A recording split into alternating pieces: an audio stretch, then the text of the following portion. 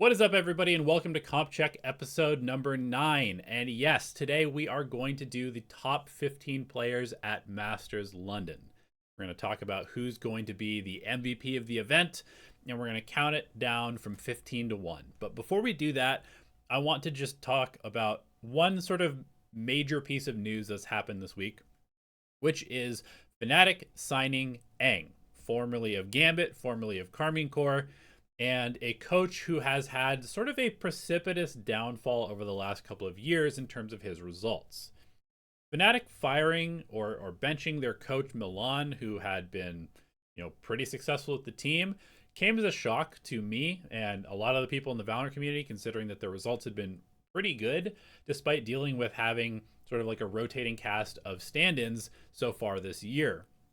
So when FNATIC goes dark for a little bit and they don't immediately come out with a replacement coach, and then all of a sudden they sign Aang, who is coming off of I think it was a winless split for KC. I don't think they won a game. Correct me if I'm wrong. Maybe they won one, but I think they had a winless stage. I mean, this is a pretty, I would say, risky move for FNATIC to do. This is an org that is expected to make it to every single international. They haven't made it to one this year. And then they go out and get a coach who has not won a game in the last stage. It's definitely a pretty shocking move. But I do want to kind of talk about why I think this is actually maybe a good thing for FNATIC. And the reason is simply because Boaster knows Aang. I think, like, if you had to think about the early days of Valorant, there are maybe like 5 or 6 coaches that come to mind. You've got, of course, Alex, who's been with Paper X forever. You have, Chet with Energy. You have Doom Bros. You have, I guess you could kind of count NBS, although he, spent most of his time in tier 2 after winning champions. But then you've got Aang with Gambit. You've got Mini, of course, with FNATIC.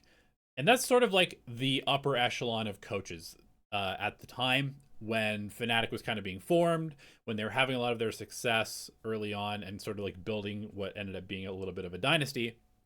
And I just know for a fact that most of the players from this era of Valorant, Boaster being sort of like one of the last ones, holds like that Gambit team and Aang and, a lot of the players from that team in very high regard. And so I think this is sort of one of those situations where they saw somebody that, the IGL probably believes in and knows as sort of a known commodity. They're going into a stage where essentially they have to get top 2, otherwise they miss champions, which for FNATIC would be like the biggest disaster of all time, considering that they've just been like a mainstay at the top of the Valorant scene for a long time. If they were to make 0 internationals and not make champs, that would be, it would be the worst result they've ever had.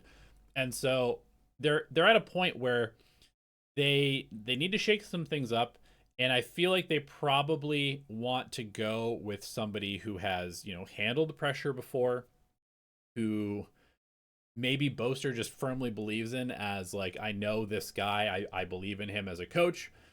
And I'm sure there's some other stuff behind the scenes as well. The big thing for me is that obviously if the results are not good, and of course they did just get knocked out of the EWC qualifiers and not make it to the Paris tournament either, so kind of off to a rough start already. But it is like, what, maybe a week or 2 into Aang's coaching stint there, so you can't really expect them to just suddenly turn things around instantly. This really is like the last shot, I feel like, for this team. If they don't make champs, I think the team is probably going to explode. There is some chance, I suppose, that Boaster maybe retires at that point, although going out with a international-less season would be a rough way to go. And then I would also say this is maybe Aang's last shot, for at least for a while in tier 1. So there's definitely a lot of pressure there. There's a lot of pressure. And I think the one other thing that I want to point to is just, for me, this is really, really just sort of like reaffirming my initial impression of Vekaj as a player, I think that losing Vekaj has completely destroyed this team in terms of like the momentum that they had. And I think the huge thing that it did is not only was Vekaj like really just kind of like a solid rock for them, playing the Viper on almost every single map, playing some KO, just doing a good job in his role, getting a lot of frags. I feel like he was kind of like low key, maybe the second or third best shooter on this team. And I think that maybe even more so than that, it freed up Alfeir to play a lot more aggressively, because as soon as Vekaj went down, they brought in Sivo, who is a talented player, but he has to play the more aggressive role. Like they've been putting him on the Phoenixes and stuff like that, and they've experimented with him playing a bit of Viper and some of like the Vekaj roles, but it just hasn't worked out nearly as well. And it's also forced Alfeir to just go back to playing Sentinel almost full time, which I think is a bad move for them. And it's more so that they're doing this kind of to like try and band-aid and like become a little bit more comfortable as they're going through all this chaos in their roster. But I think what we were seeing out of Alfeir in kickoff in particular and early stage 1, where he's playing a little bit more duelist, he's playing the Rays on a bunch of maps and he's taking a lot more chances. He was able to do that because Vekaj was kind of like the rock for the team that was always going to be stable and winning the rounds that he was supposed to win, not dying too much, and it freed up Alfeir to play a lot more crazy. And I think that really fits him as a player, where he is so aggressive even when he's a Sentinel. Like he wants to be fighting. And now especially if you look at his stats, like you can just see he's doing less damage, he's not taking as many fights, he has to play a little bit more passively.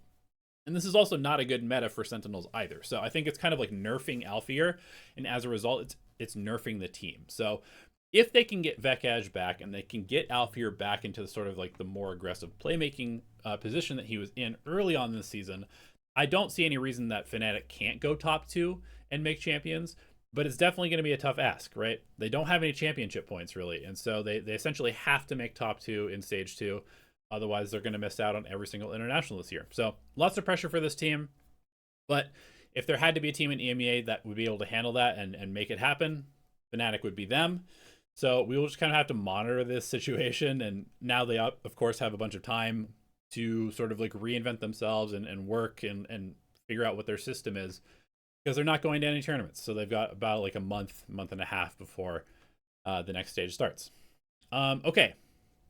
So with that news out of the way, I guess we should probably just get right into our top 15. But one last thing I want to just touch on is, okay, so I made this tier list in our last video, and I've been having some thoughts.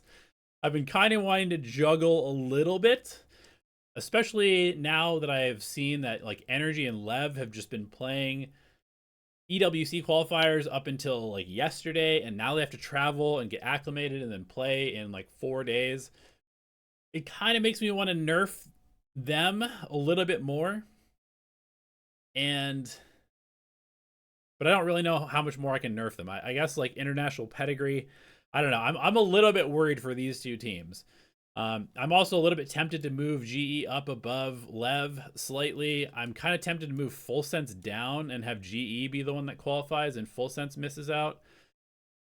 We might come back to this at the end of the video and shuffle this up a little bit. But now let's go ahead and hop into our top 15 players. So here we go. Top 15 players of Masters London. I will give you my justification for each player on this list.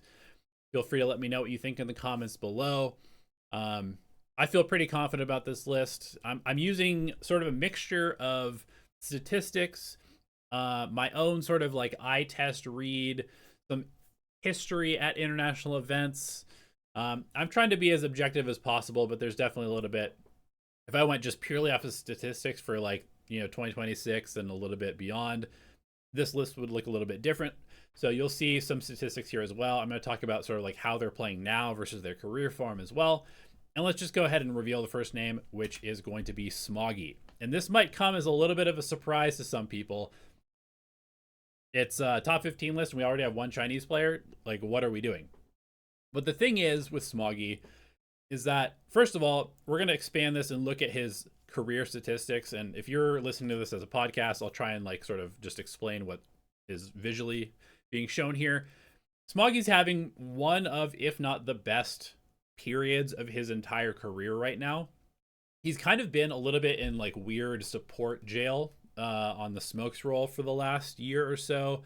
And I think the team has been kind of dysfunctional around that. But this stage, they've been playing him a lot more on Duelist and playing double Duelist with Kong Kong, where Kong Kong's on the Jet or Waylay or Neon, and Smoggy's playing Phoenix and Raze. And for those who don't know much about China or Chinese Valorant, Smoggy came into this game as a duelist, and he was like, it was like Hong Kong, Life, Smoggy, HMFI. These were sort of like the top duelists early on in Valorant, and Smoggy played quite a bit of duelist in his initial sort of like foray into the VCT. And then he shifted over to the smokes role, but he's always been kind of like a duelisty smokes player, right? They played him on Clove a bunch. They played him on Omen, where he plays very aggressively. And then he's also kind of had, you know, a stint playing like the breaches and the KOs and all sorts of other random stuff. But I think at his heart, he's a duelist player.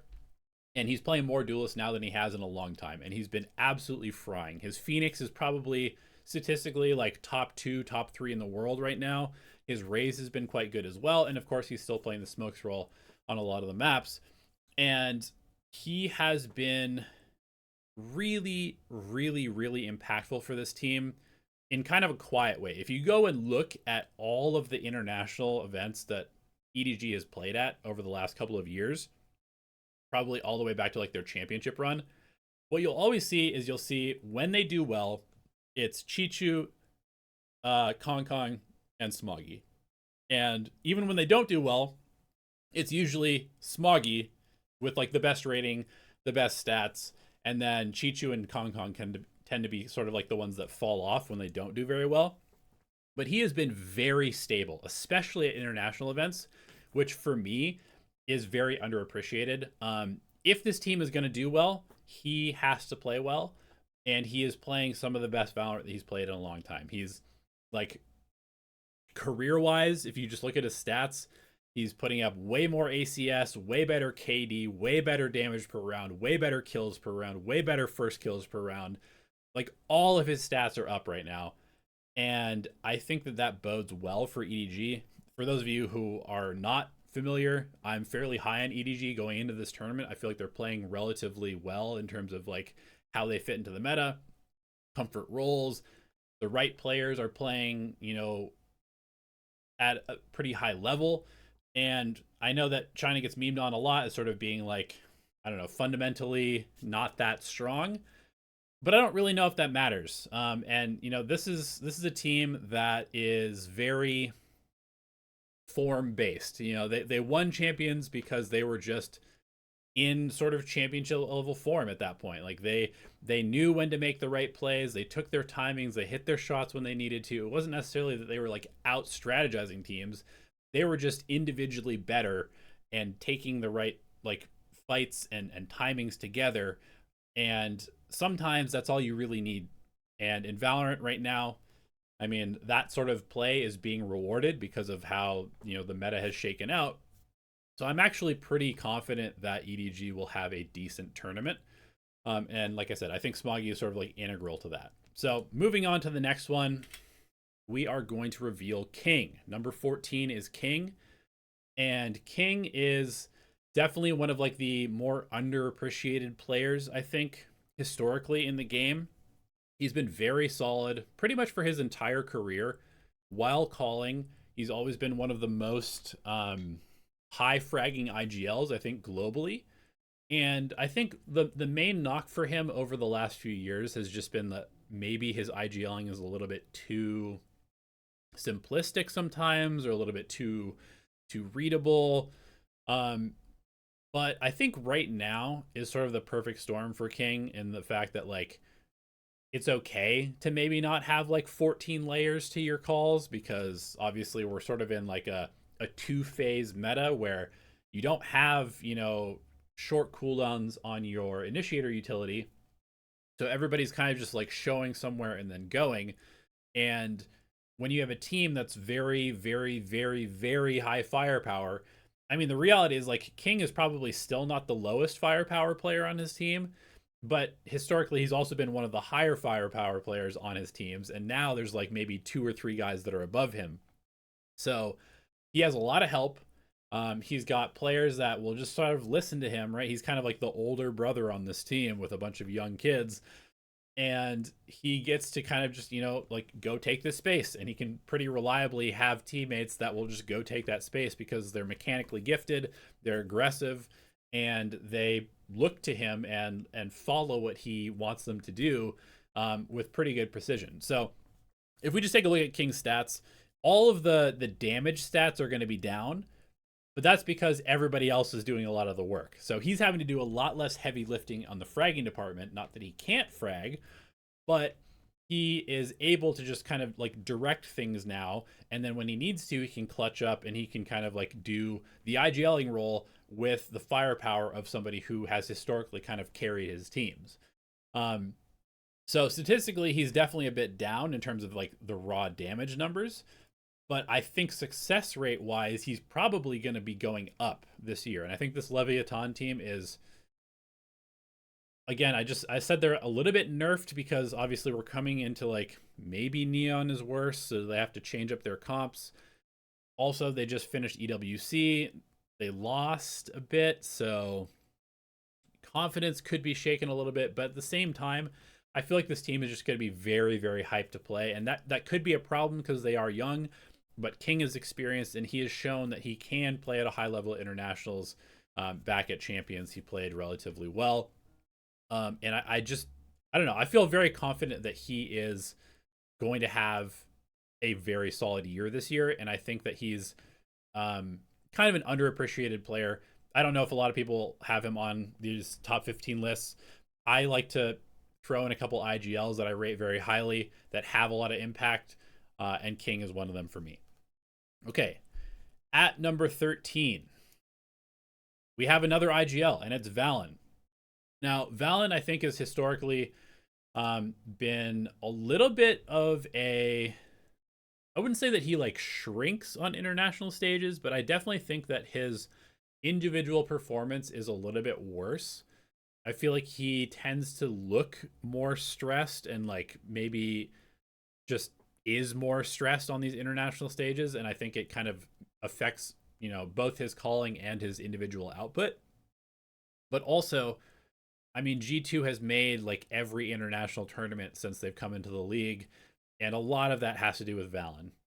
He's just so consistently good, regionally and even internationally. It's not like G2 hasn't been good at international tournaments. They just haven't won yet. But I think it's kind of only a matter of time, especially under Valen's leadership. And I would just say that, like, as far as IGLs go, it's pretty hard to find somebody that shoots as well as Valen does and also calls as well as he does. The other one is probably King on this list. And then there's a pretty small list of players that are similar to that sort of quality in terms of the brain impact and also the gun impact that they bring. It'll be really interesting to see what G2's meta read is. There was definitely people like flaming Valen for his Harbor read and his Harbor play early on, but I think as far as Harbors go, he has some of the better Harbor utility. But certainly his own individual impact was a bit down playing the Harbor, and as soon as he switched back to playing mostly Astra and Omen, he immediately started kind of fragging out again. I think that G2 may sort of dodge the like EWC hangover where they have been able to just auto qualify for the event, so they didn't have to play the qualifiers, so they've had more time to prepare, more time to kind of like maybe change some things that they think they needed to change, nail down what comps they want to play, and familiarize themselves with their competition. So I think that coming into this tournament, G2 is actually in a pretty good spot. They get to watch all the group stage games first. They get to pick their opponent, so they have a lot of things going for them, and I think that sort of extra time is going to be good for this team because they are so internationally experienced. I don't think it's going to be necessarily like a slow start situation. And I think that they looked more comfortable over the course of stage one, and that included Valen himself. So I'm pretty high in G2 overall, and I just, I have to give a couple of shout outs to like the IGLs on these lists because it is such an important role and it's like impossible to quantify statistically. So I like to, throw them in here just to make sure that they get a little bit of love. All right, number 12. We have Devi. Devi is another player who gets left off these lists a lot. And for me, Devi is I mean, HaperX has a lot of rocks. They have a lot of players that are sort of like the anchor of their success. But I think that Devi is probably, I would say he might be like the second most important player on this team most of the time because, and they have like a rotating cast of somebody else who becomes the most important player, but it's always like somebody and then Devi. When PaperX is good, Devi is good. And Devi has been playing very, very well recently. He's been playing sort of like his really comfort zone agents in Viper, Vice, and Chamber. So far this year, he's been fragging well. He had the one moment where he threw against Nongshim, where shooting the bodies got run down. And obviously they had sort of like the disappointment at Santiago, but they bounced back. And I feel like Devi is really sort of like, maybe even more so than ever before, he's kind of like the soul of this team in terms of like I think he's the oldest player on the team. He's the most experienced player on this team as far as like, his history in competitive esports. And he's just like the chill guy. He's sort of like the guy that is the elder like wise man on this team, which is what it is with PaperX. Like how wise are they actually? But the reality is like without Devi, I feel like this team would have way less consistency, way less success than they actually do have. And I think that is worth sort of recognizing that on a list like this. If PaperX is going to win this event and win their second international tournament, Devi is going to be instrumental in that.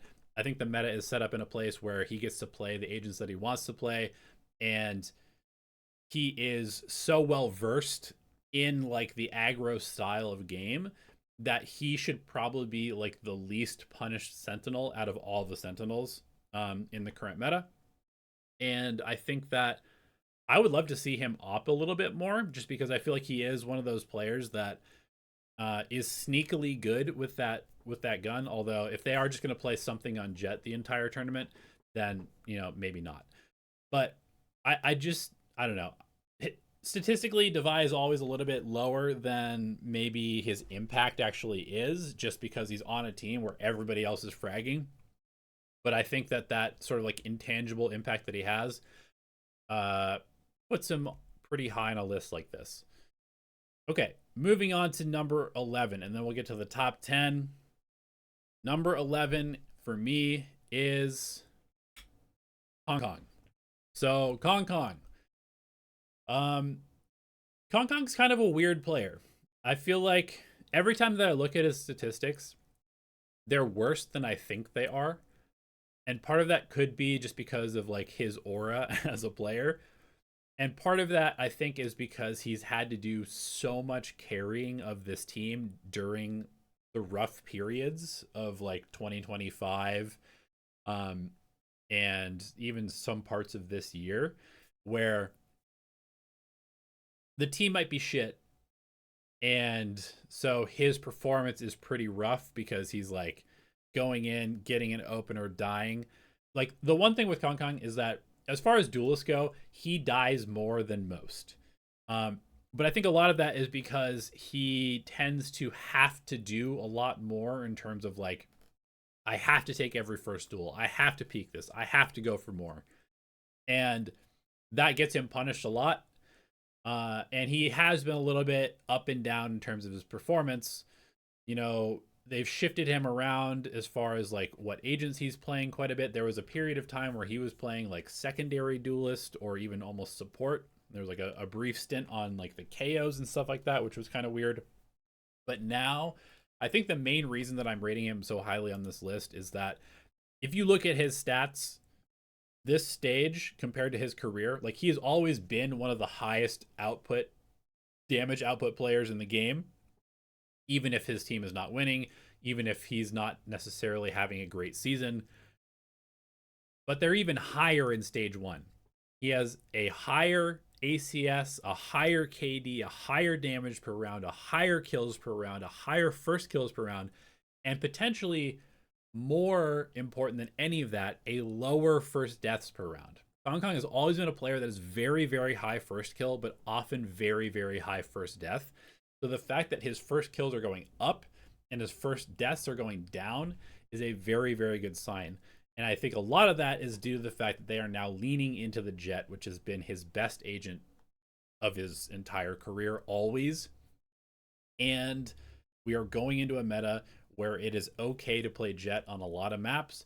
You are encouraged to op a lot, and he has always been one of the best oppers in the game. And then if he is going to play like a second agent, it's probably going to be either Raze or Neon, both of which he's pretty comfortable and competent on.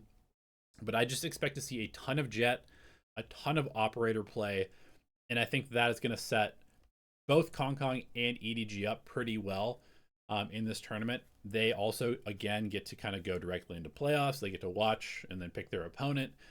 And so I think that, you know, as long as Kong Kong is up for the moment, and he has historically been a very solid big game player, this is a great potential tournament for him to have a really, really stand-up performance. So he is my number 11 player. I had him a little bit higher before, dropped him down to just out of the top 10, but you know, still very, very strong. Okay, let's move on to the top 10. Number 10, Rienz. So this one for me was quite a bit of a debate. He started off the list and has slowly moved onto the list and then up the list. And the real reason for that is I think statistically he's having one of the worst years that he's had. I mean, his career has always been a little bit up and down, but he has a lot of that impact that you don't necessarily see in the stats. I think the main thing for me right now is that his KD is good, and he is looking more comfortable than he did early on this year. Kickoff was rough. He's never really been a flash initiator player. He's always been just like pure recon. And I think to start the year, Sova was kind of in a weird place. And obviously this team was kind of in a weird place with their roles in their roster. So it's hard to have good impact as an initiator when your team is kind of in chaos, because people are not capitalizing off of your utility, and then you are oftentimes coming in sort of late after your team is already dead. And so statistically, you look a lot worse. Also, I just think that he looked a lot less comfortable than he has in a while. But towards the end of stage 1, and obviously Heretics won playoffs, I think we started to see like the Rienz of old. And he's always been one of those players that I rate super, super highly in terms of just like the Valorant IQ. Like, he makes a lot of really good decisions. He plays most situations super well. He's very clutch. When you need a big kill, he's going to get it most of the time. And his utility usage is really good. And also, I think one other thing is that one of his best agents historically has been Fade. And we are in a very Fade heavy meta right now, where it's being played on a ton of maps.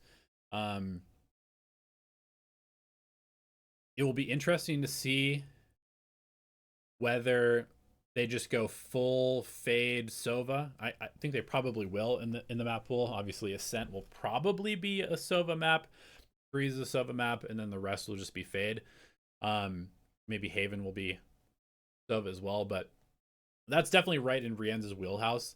And I think that if he is comfortable, and I think the main thing for me also is that, like, I think that Heretics has potential to do very well at this tournament, but it's impossible for them to do well if Rienz is not having a good tournament. So it's a little bit of like a gamble on my belief in Heretics. It has to be based in some player, and if that player is not Rienz, I'm not entirely sure who that would be. So I think that he's kind of like the most important player on this team, and I think that they will do relatively well, so I'm going to rate him pretty highly. All right, moving on to number 10, or sorry, number 9. Number 9. The number 9 player at Masters London is Chichu. Oh my god, we've got 3 Chinese players on this list and they're all from the same team. What are we doing? Honestly, I'm not entirely sure. I think that this might be my most controversial inclusion, even though he is probably the highest rated player from EDG. I mean, in Stage 1, Smoggy was a bit higher, but overall, Chichu has been probably their most important player outside of, the odd Kong Kong map. But I think the big thing for me is that if Chichu is not playing well, EDG has no chance. I think that's like the really big thing, because like a good Chichu game and a bad Chichu game is very, very far apart. Smoggy is consistently good and then has potential to be really good. Kong Kong is sometimes kind of bad, but also even in those bad games, he has quite a bit of impact. But with Chichu, if he's bad, he is bad, because a lot of his playstyle is sort of like this risk-taking Sentinel mentality where sometimes he's just taking a crazy timing through a smoke. Sometimes he's just pushing out by himself and throwing rounds. But most of the time when he's playing well, he's just killing 3 people and living when he has no business doing that. And that might be sort of like a very risky way to bet on a player. But at the same time, it's been paying off for him so far. And I don't know if it's whether because this meta fits that, because people are like over committing and allowing him to get away with this stuff. And whether that might be punished at international events or not. But he's been playing very well. And he's been, hitting those shots that we saw him hit when he was the champions. He wasn't the MVP of champs, but he was close to it. Like, I think Hong Kong kind of stole away the MVP at champs with his finals performance. Otherwise, it would have been Chichu. But Chichu is currently in form where I can believe that EG could win this tournament. And if he was not playing as well as he is currently, if he was not having as much impact as he is currently, they would have no chance at this tournament. So because of that, he is my number 9 player. I know that a lot of people will watch China and be like, this is messy. What the fuck are they doing?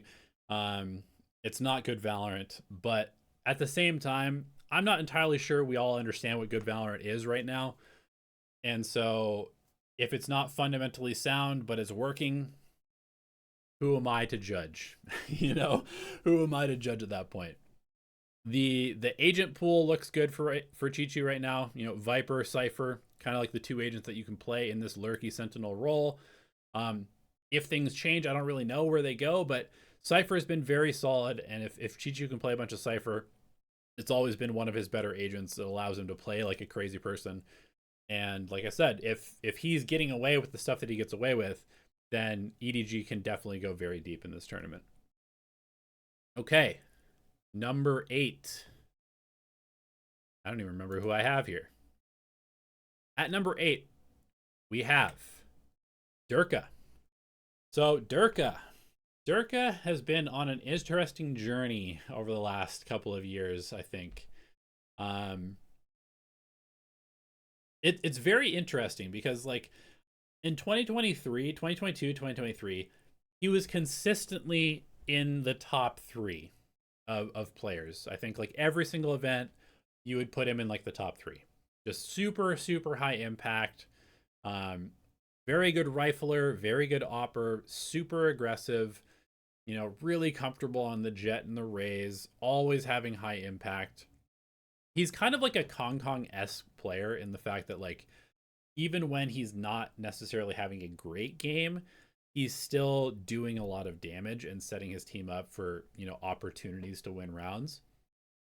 And I think maybe because he went to Vitality and the team was kind of a clusterfuck last year, and also just because like his replacement in Kayak has been very, very good, there's sort of been a little bit of maybe people downgrading Durka as a player. But I think that historically he's still one of maybe like the top 5, top 8 duelists of all time. And so I think it's kind of unfair like how much he's fallen off in terms of people's sort of like respect for him as a player. Um, and if we just look at his statistics this year compared to his career, they're not great. Like he's down in almost every single category. But I think a lot of that is due to him playing Neon and playing. He's kind of been in like a weird meta recently, and he's never been the most flexible duelist. He's kind of like an Osboss where he's got like 2 or 3 agents that he's good at, and that's about it. But that's all he's really ever needed. Um, and even his Neon was not bad this year. He just didn't necessarily like playing it. And I think there's something to be said of going from like a meta where he's kind of like trying to find his footing this whole time in the Yoru and the Neon meta, and now he gets to go back to home. He gets to go back to Jet and Raze on the entire map pool basically, and I think that is going to put him in a really good spot going into this tournament. Um, he's surrounded by firepower, right? You've got Chronicle, you've got Sayonara, Prophet and Yampy can both shoot as well. So he doesn't have to just do all of the carrying, but he's also going to be on agents that he's very, very comfortable with. And I think that if you're in a meta where Durka gets to go crazy with the op, Ascent Jet, Breeze Jet, Split Jet or Raze, I just think that it's going to be really good for him.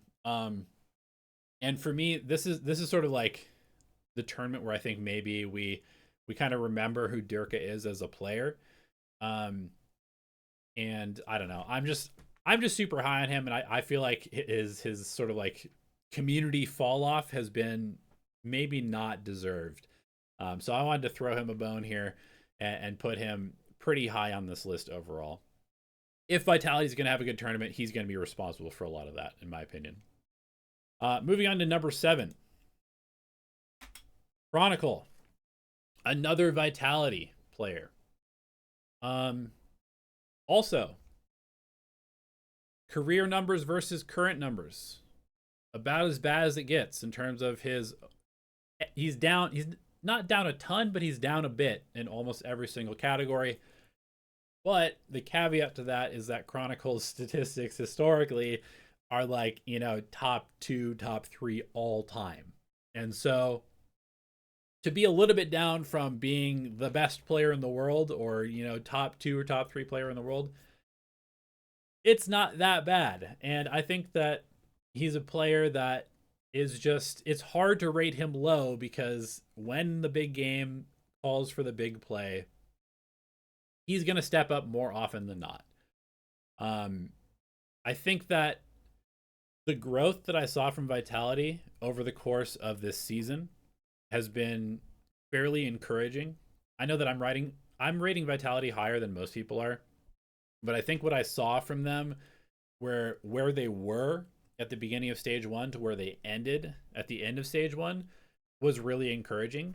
And that allowed them to also skip the EWC qualifier, which means that they had more time to practice. So they get a lot more reps with Sayonara. They get a lot more time to kind of like iron out the things that they did wrong. They get a bunch of time to sort of like figure out what their final meta read is.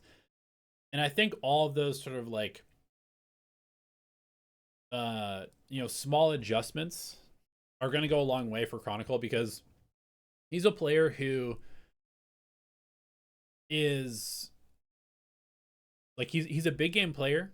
He's very clutch, as I mentioned, but I think that he doesn't necessarily do super well in chaos because if he feels like he has to do too much, then oftentimes he does too much and potentially puts himself in situations where like he feels like he has to get 3 or they lose, which makes him overplay a lot. But when he can kind of let the game come to him, there's almost nobody better. And I think that the more comfortable that Vitality get playing together, the better it's going to be for Chronicle's performance because he's going to allow the game to come to him more. He's going to allow, Durka and Sayonara to do their crazy aggressive stuff, and then he's going to get to clean up, take his timings, get the lurks going.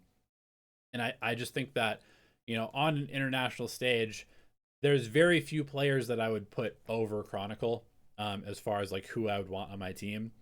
And so even though if he's having a bit of a statistical anomaly in terms of everything being a little bit worse than normal, it's not like he's a bad player.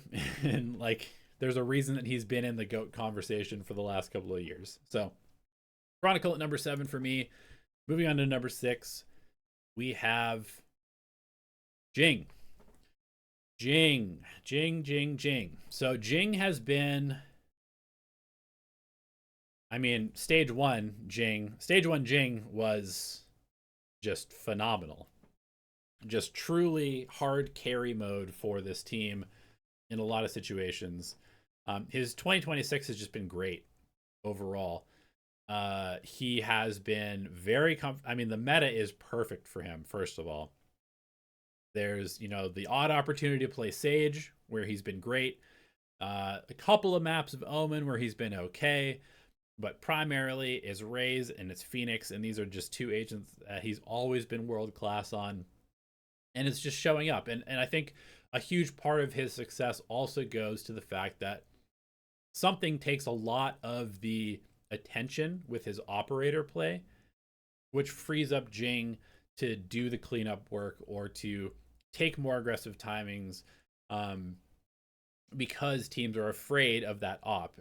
And so just the way that PaperX plays, when they have that 1-2 punch of something Jing, they are very, very scary. And I think that Jing in particular tends to benefit from that situation. When he has to be more of like the full entry, like if something is playing Yoru and he's kind of like on the other side of the map and he's not going in first, and it's all on Jing to go in, it tends to be a little bit more sacrificial from him. But I feel like he is now a bit more in that sort of like second entry or like the trade frag role, which really sets him up to just totally carry. He gets tons of ults on Phoenix. Obviously, his Raze has always just been probably the best ever. And I mean, the map pool is pretty good for him as far as, I wonder if they do play the Sage on Ascent. That's sort of been like the historic place, although Ascent has always been a little bit of a rough map for PaperX, but just Raze Phoenix everywhere. They even took him off of Neon. They had him playing Neon and Jet early on, which is a little bit questionable, and now it really feels like it's solidified on the Raze and the Phoenix. Forsaken on the Neon when necessary. I don't know. I just feel like Jing's impact this year has been higher than most other years, and statistically it shows as well. I think that, PaperX is obviously my number one team power ranking wise coming into this tournament, and I think it really just does come down to that 1-2 punch of Jing and something together. Like I said, I really do think there is something to be said about how if he doesn't have to throw himself into the wolves by himself, if it's like him plus a Jet dashing in, just thinking about how successful they've been on Split, which has been their best map this year, it's always the Jet and the Raze going in together. Which one do you target? A lot of the times you can't make up your mind, and by then it's too late. And I think that super benefits a player like Jing, who is incredibly fast at like finding targets and killing them while moving, but he just needs that like 1 second of delay, and having something's Jet go in and be able to take the crosshairs away just briefly, or to make people worried about, oh, when's this Jet going to come out of the smoke with a Judge or a Shorty. It gives Jing just a little bit of extra time to find those kills. And I mean, there's a reason that PaperX looks as insane as they do, and it really is just like all of their players are firing and they're hitting the aggressive timings the way that this team thrives in. So Jing number 6, feel pretty good about that. All right, are you guys ready for number 5? Number 5 at Masters London is Primi. Primi might be a little bit low. I don't know why it says FlyQuest here, but Primi might be a little bit low for some people on this list, because He's looked like maybe the best player in the world at times this year. I mean, statistically, he is really sort of top absolute peak in terms of damage output.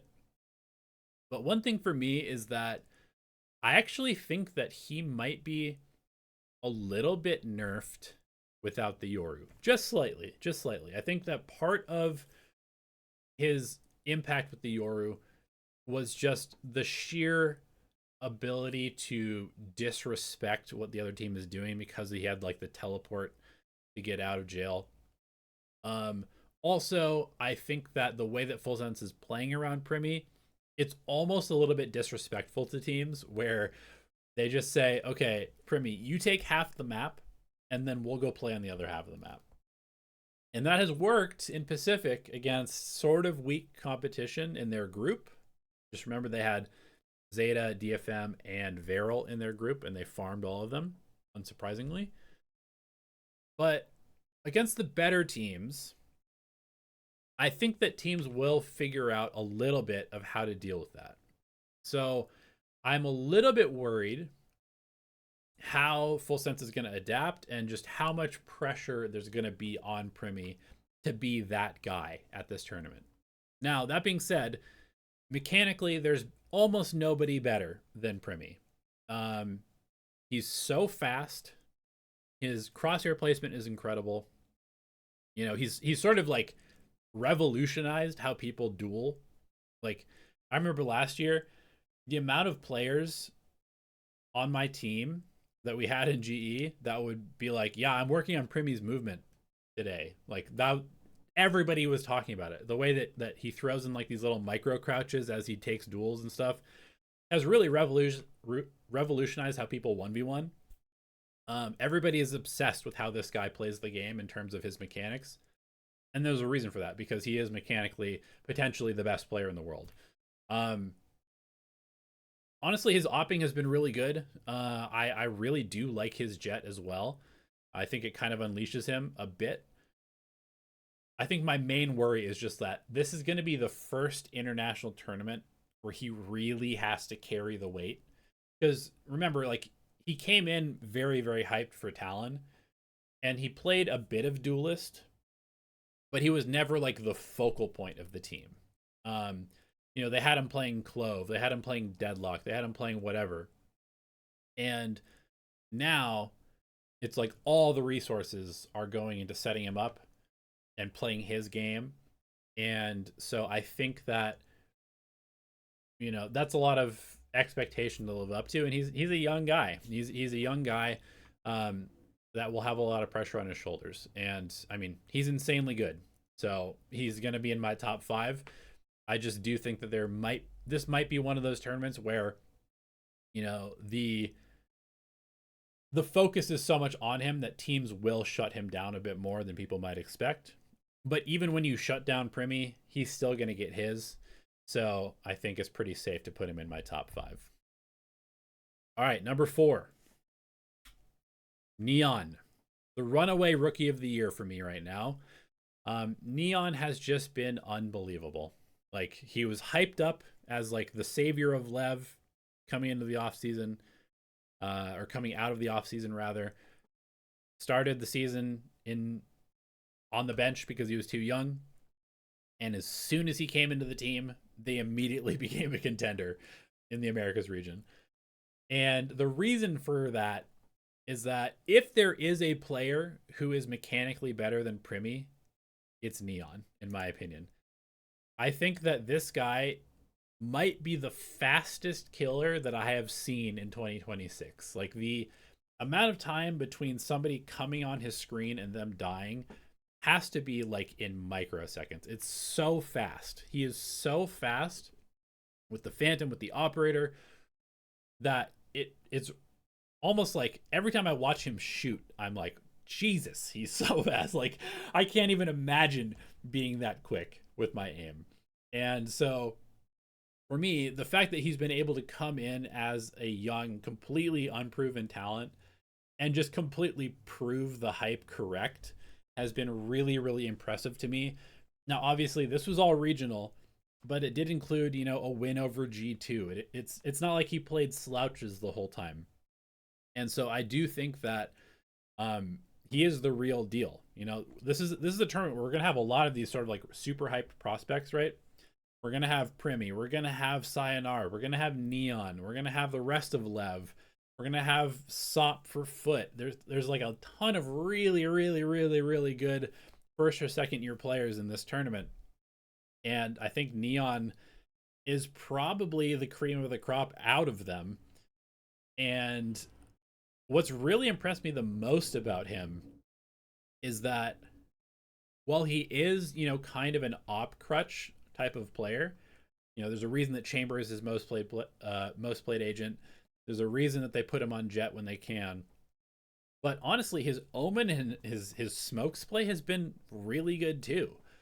I think the fact that they can throw him on, a sort of aggressive smoker and just let him do his thing, and he changes his playstyle enough, because the thing about him is he's not like a true duelist player. He really is kind of the more of like the Osboss mold of duelist, where he like wants to make sure that his positioning is good. He wants to take his timings on his timing instead of trying to like rush the game. And that really benefits, his KD and just like his overall ability to get frags and not get traded. And I think that kind of fits the smokes that they've been playing him on pretty well. Omen's a fairly aggressive smoke. So is Brimstone. But also you want those alive, right? Because you want your smokes to be still part of the round at some point. So I think it kind of has fit pretty well into how his playstyle works. And honestly, he's just been unbelievable. He really is a contender for maybe best player in the world in his first year. I didn't put him at number one because I need to see it internationally, but he definitely is my current rookie of the year choice. And I think that, assuming that he doesn't completely bomb out because of nerves at this event, he should have a pretty good tournament. I don't know how far Lev is going to go, but it seems like even when they lose, Neon is playing well. So he's my number 4 player. I'm sure the statistics will come down a bit, but at the same time, like I said, even when they lose, he's still putting up numbers. So insanely good player, insanely good prospect. Very excited to see him develop as a player. All right, top 3. Top 3. Can you guys guess who's going to be here? Definitely some omissions, I'm sure. Where's Forsaken? Where's so-and-so? Well, let's find out. Number 3, Brock. Number 3 is Brock. And honestly, for me, Brock is the hard carry of NRG. If Brock plays well, this team can beat anybody. If Brock does not play well, they have a very hard time winning. But the good news for them is that Brock is almost always playing well. He is one of the smartest players in the game. I very, very, very rarely see him make mistakes. Obviously, the whole Odin narrative, like he makes the game uncomfortable to play for other teams, and I think that is sort of like an unspoken facet of his game. Like the pressure that he puts on other teams by the nature of who he is as a player is very hard to deal with, because like, it doesn't really matter. Vice, Sova, Brimstone, the Odin's going to be there at some point. He's got one of the best first bullet accuracies of any player. Like his sheriff is truly dangerous. And I think one thing that's kind of cool about his game is that it's definitely evolved a bit over the last year. He is playing the Brimstone sometimes. He is playing the Vice. It's not just Sova. I think the one weakness that he does have is that his fade is not super great. And I think one of the main reasons for that is that fade is a little bit more of an aggressive initiator. Like you kind of need to be running in with the team. And that's why we see them put Ethan on the fade when they need to play it, because Ethan is a lot more of like the trade fragger, whereas Brock is a little bit more sort of like back of the pack, setting up the team, picking his spots correctly. And that's sort of why he fits a little bit more like sometimes on the smoke, sometimes on the sentinel. So if there was one weakness to his game, it would basically just be that his agent pool, his agent flexibility is a little bit weird, and it maybe causes some problems for the team role wise. But he's the reigning champion MVP for a reason, and the reason is that he's insanely good. And his statistics in stage one are probably the best of his career. So, you know, if he can hold that form, or at least some sort of close proximity to that form in this tournament, I think that Energy definitely has a chance to make a pretty deep run. I'm a little bit down on them personally, just because I feel like they're getting a little bit more punished for their slightly off meta read than some teams, and they also just had to play the whole EWC qualifier all the way to the end. Like, they just qualified for EWC yesterday, which means that they didn't really have time to change anything. I mean, maybe they did, but they were still playing like pretty similar comps to what they have been playing, you know, showing more and more of their stuff. And then they have to fly to London and play in 4 or 5 days. So I think maybe some of their stuff is going to be already known, which to me kind of nerfs Energy a little bit. And yeah, I do feel like maybe Brock is a player that teams have not tried to game plan enough against, just because he is kind of a unique player, right? I think that he probably like picks his spots more particularly than other players do. And I haven't had to ante them, so I've never really done a deep dive on Brock, but I would guess that there probably are some patterns to how he does things that you might be able to study, especially with the amount of footage that they have on them this year. That being said, he is one of the best players in the world, and that's why he's number 3 on my list. All right, number 2. Drum roll, number 2, Trent. For me, Trent is one of the best ever, and he is just the picture of consistency. I know there's like a lot of memeing of Trent, like, oh, he's just a Teo Merchant. He's just a Teo Merchant. Nah, Trent is just straight up one of the best players ever, and he is in great form this year as well. I think he's had like one dip in his performance of his entire career, pretty much, and I think that was at Champs last year. So there's like a small little black mark on his whole record, but just from the point he joined the guard till now, I feel like he's just been incredibly good. Like, when I think of a player that I would want to build a team around as a coach, Trent has to be like in the top 3, because he plays a very crucial role. He plays that role probably at the highest standard in the game. He very rarely has bad games. He very rarely makes big mistakes. He calls and communicates well. And he just has a resume now that is, you know, spanning many events, many maps, where he's just good. He is just good.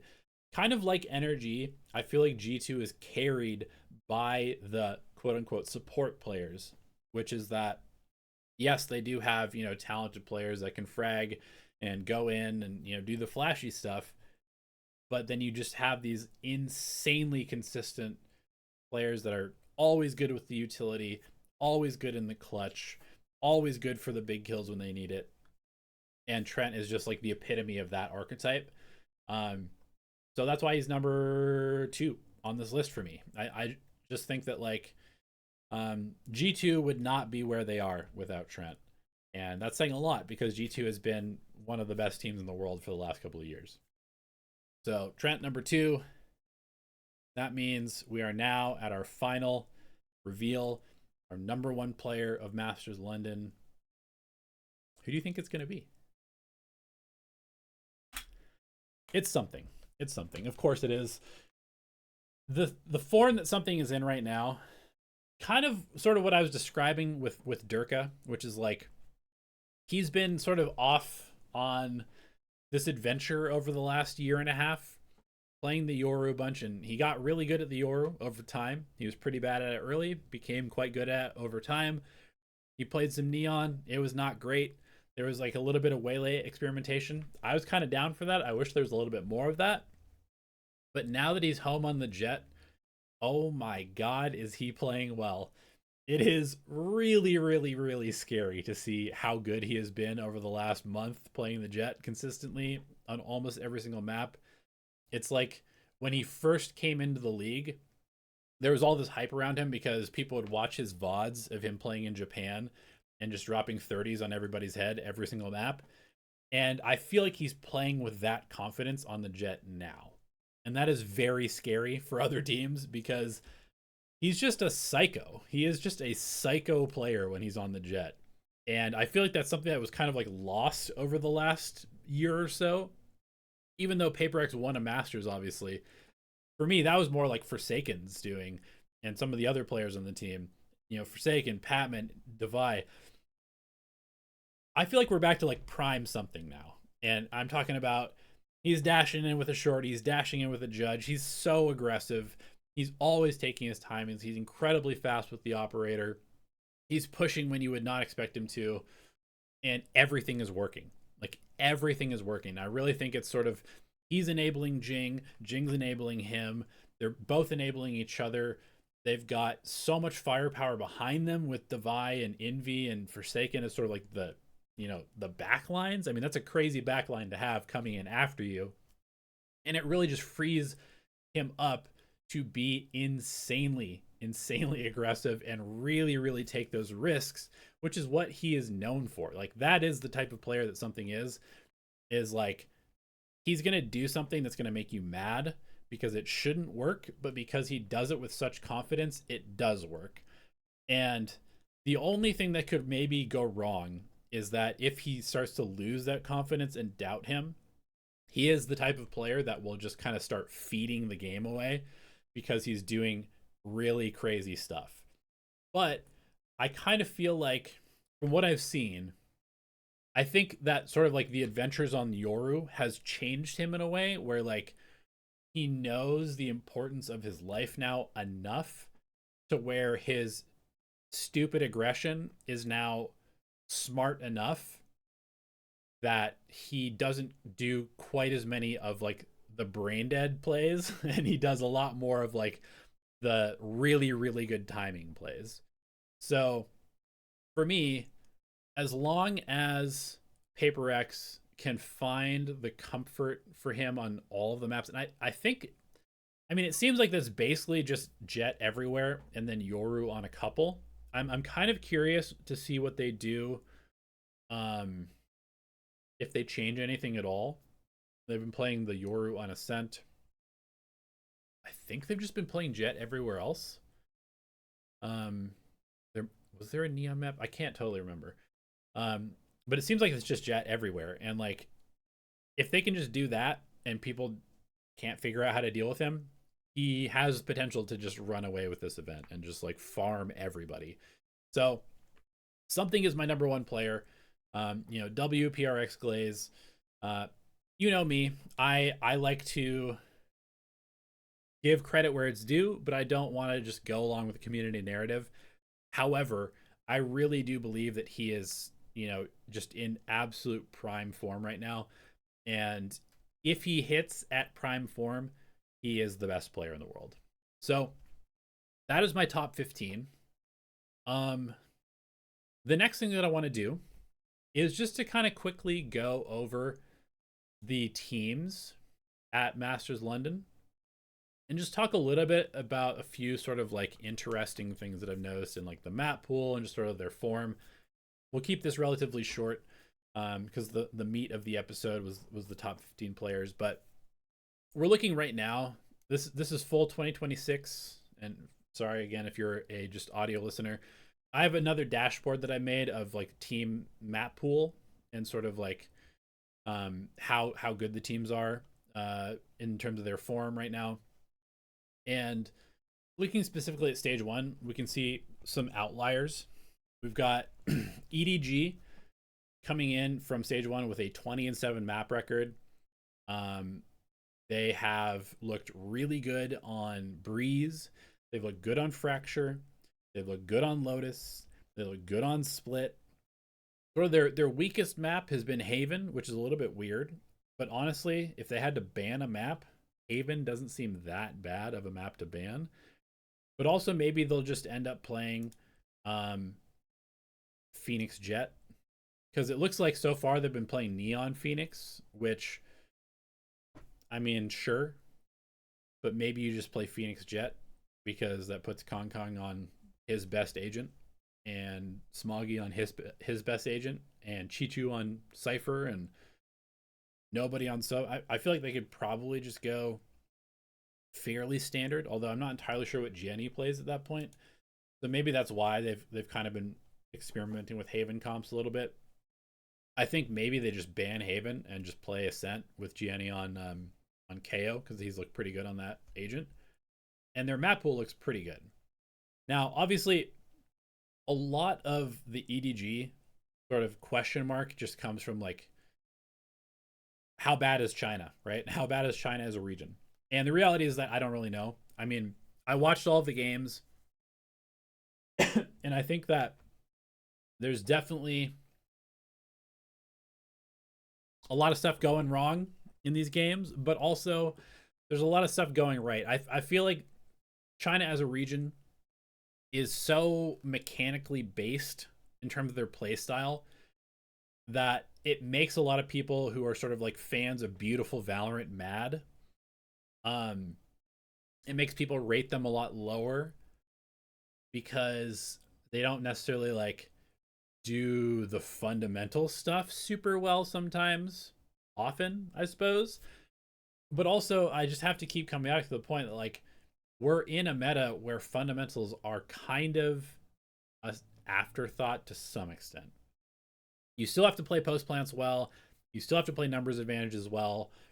But to get your openers and to just take your 5-on-5 brawls for sight, a lot of that is just micro. It's just mechanics. It's just like fighting comms. And I feel like that is an area where EDG really does thrive. So, yes, they might not be the most, you know, they might not be like what a coach would want to see out of a team necessarily. But I do think that they have a lot of potential at this event. And, you know, maybe I'll be eating my words and China will just be trash again. Who knows? We'll see. But if there was a team that could win this event from China, I think it would be EDG for me. Real quick, let's talk about XLG. XLG is sort of like the antithesis to China because they are a lot more structured than most teams. My main worry for them is that despite their good domestic performance, a lot of that was leaning on Bind. A lot of that was leaning on their triple Sentinel Lotus. A lot of it leans on Happy Way hard carrying, on Nomen going in and not just like feeding. They're a very inconsistent team. I feel like sometimes Nomen is like 4-20, and other times I feel like he's should be 4-20, but instead he's like 20-4.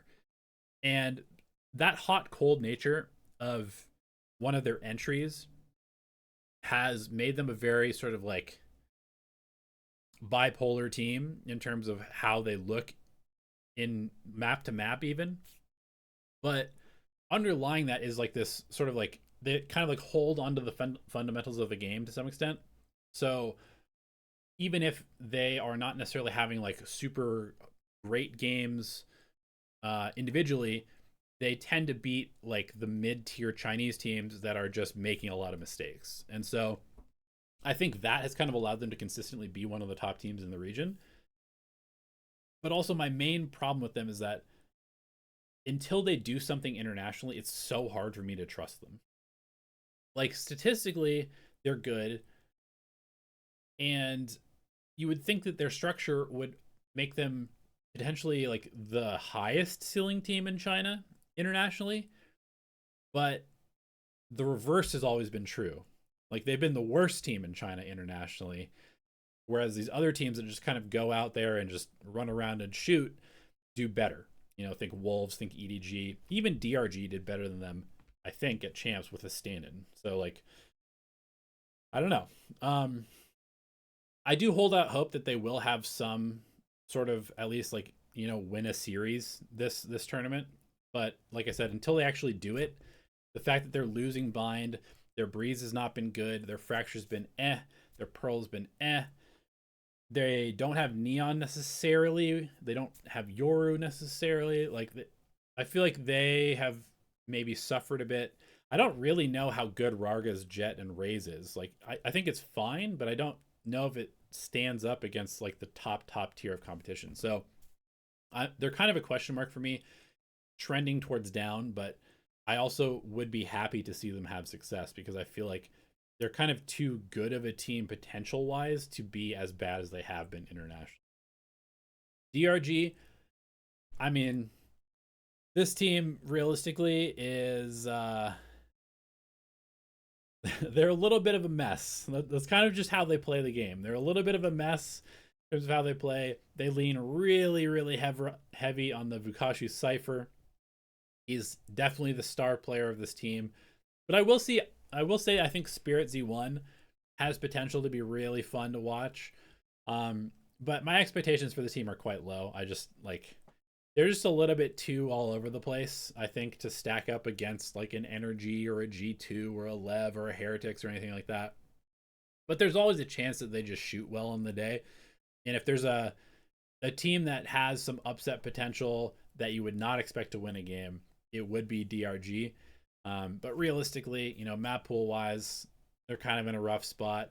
And just overall, I think they were not really my third seed coming out of China, like in my brain. So we'll see. Definitely going to be a fun team to watch for probably the short time that they're there at the event. Energy, I think is, I guess I kind of made my feelings known in my rating video. I think map pool wise, for me, the big question is just like, are they committing to Kiko Duelist and Mata secondary? Because if so, I'm not buying it. If they go back to mostly Mata being like the main guy, I think that's correct, and Kiko being the secondary duelist / playing the smokes and stuff. I don't mind a Mata Harbor on Breeze necessarily, but I don't want to see Mata be the second guy, like the flex guy, on most of the other maps. So depending on what meta read they come in with, again, they just finished playing EWC, so I don't know how much they're going to be able to change. I think they were playing a bit more Mata entry and Kiko secondary there. I didn't really watch the tournament very much. So I'm just kind of curious to see how they come into this tournament. Going through the rest of these teams, I think the main things that I want to highlight are, like, for me, I think Heretics is one of the most interesting teams, just because at these events, one of the big things that can really have a huge impact on teams' potential is what maps they have that other people don't have. So right now, I mean, the most popular maps are Lotus, Split, Haven, I think are the top three. And then you've got, I think maybe Breeze is like 4-ish, something like that. I think the lower played maps, at least so far, have been, I mean, obviously Ascent just came back in the map pool, but Fracture tends to be kind of low and Pearl tends to be kind of low. The fact that Heretics has a really good Ascent and historically has had a good Ascent, and they have a good Fracture, is maybe a bit of a wild card for this team. Their Haven has not been great, but if they can just ban Haven, which everybody else wants to play, and they can force teams to have to play them on Fracture or Ascent every single series, I think they have a very good chance to just kind of go up a map against most teams. And then they've got, a solid Lotus. If their split can be decent, then they can generally have like 2 maps per best of 3 that they feel very confident on. And obviously, if you look at their map pool, like their Haven has not been great and their Pearl has not been great. So they might have to play one of these 2 every series, and maybe that's a loss. But the rest of their pool has been really good.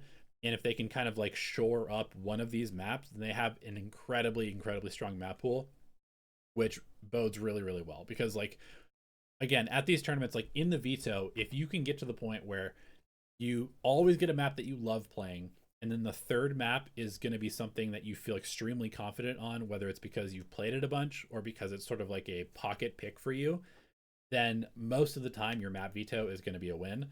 And then if you ever do get to the best of fives, if you have, 4 to 5 really confident maps, that's a super, super good place to be. And so I think Heretics has one of the better map pools going into this tournament. That's why I'm very high on them as a team. Just quickly clicking through these. Vitality, map pool, we'll have to see. Again, I'm kind of gambling on Vitality as being like continuing to make incremental progress from what I watched earlier. We'll have to see. Foot, I think, is gonna be in a little bit of a rough place. I'm kind of curious to see how they deal with the neon nerfs. Paper Rex, of course, is sort of my tournament favorite. I think their map pool is insanely good. Basically, every map has been good. Their Ascent we'll have to kind of see, just because historically it hasn't been great, but I think I would be very scared to play them on almost every other map. And then we've got GE, who is a total wild card, honestly. I don't know what they're going to look like coming into this event. I'm very tempted to actually move them into the playoff qualification over Full Sense. And I think I'm going to do that. I think I'm actually going to do that. I know I just put Primi in the top 4 of players, but I think I'm actually going to have GE slightly move up above them in the power rankings here. So, surprise! That's the end of the episode. We'll see you after the first week of Masters London. I will be co-streaming it. I got co-streaming rights, so I'm excited to watch the games in person on my channel. Thanks for watching, everybody. We'll see you next week. Peace.